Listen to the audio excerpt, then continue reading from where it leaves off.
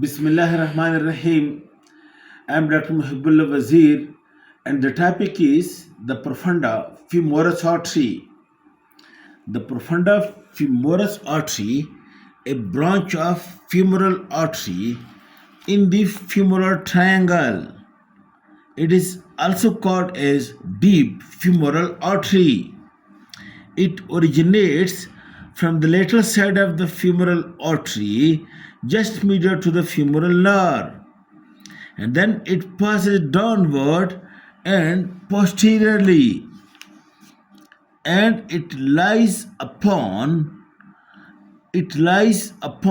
passes over the surface of pectineus, and then over the surface of the adductor brevis, and then over the surface of the adductor magnus. You can see it lies upon the pectineus, the adductor brevis, and adductor magnus. While it is crossed, look by this muscle, make it clear close. This is adductor longus, which we have cut it from over here. Adductor longus lies anterior to it. All the other muscle lie posterior to it. Artery lies between the adductor longus and pectineus and adductor brevis and adductor magnus, and then ultimately it pierces over the adductor magnus muscle and comes to lie on the posterior surface of the adductor magnus. It comes to lie on the posterior surface of the adductor magnus muscle is the fourth perforating artery. Then, after piercing through the adductor magnus to come into the posterior compartment, now it is called the fourth perforating artery. Okay. Now, the branches of the profunda femoris artery are the lateral circumflex femoral artery. This one, look, see.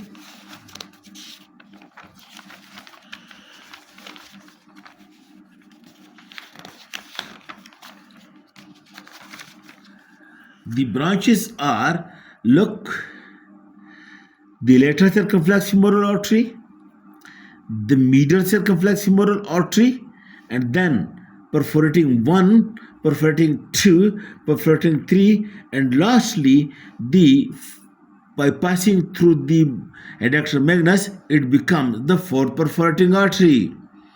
In addition, it gives muscular branches, many muscular branches to the anterior compartment of the thigh muscle. Okay, now the lateral circumflex femoral artery, it passes laterally, and it passes, look, between the branches of the femoral nerve, and immediately divides into three branches: ascending branch, and the transfer branch, and this descending branch. Look, the ascending branch, the transfer branch, and the descending branch. The ascending branch of lateral circumflex femoral comes over here at the neck of the femur. It make the trochanteric anastomosis with the ascending branch of medial circumflex femoral and with the gluteal artery.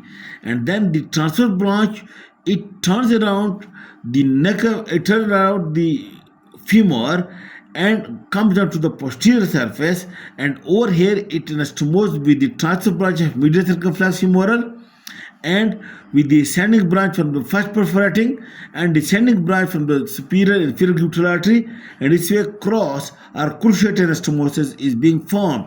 This trochanteric and cruciate anastomosis I have described in detail in my last lecture. And then the descending branch of lateral circumflex femoral artery, it descends downward along the border of the vastus lateralis and comes over here at anastomose with the branch of the popliteal artery, superior lateral genicular branch popliteal artery, to take part in the genicular anastomosis around the knee joint. The medial circumflex femoral artery passes medially, turns around the humerus, and gives one branch to the acetabular fossa and supplies the head of the femur. and then ascending branch to the trochanteric anastomosis, and then transverse branch to the cruciate anastomosis. 3 branches by the medial circumflex femoral artery as well. Then the perforating arteries 1, 2, 3, and lastly the 4 1. These 3 arteries, you can see it over here. This is adductor brevis muscle. The first perforating artery is given by it above the adductor brevis, the second one through it, the third one below the adductor brevis, and the fourth one is the continuation that passes through the adductor magnus muscle. Now each perforating artery divides into ascending and descending, and the ascending branch of first perforating artery take part in the cruciate anastomosis.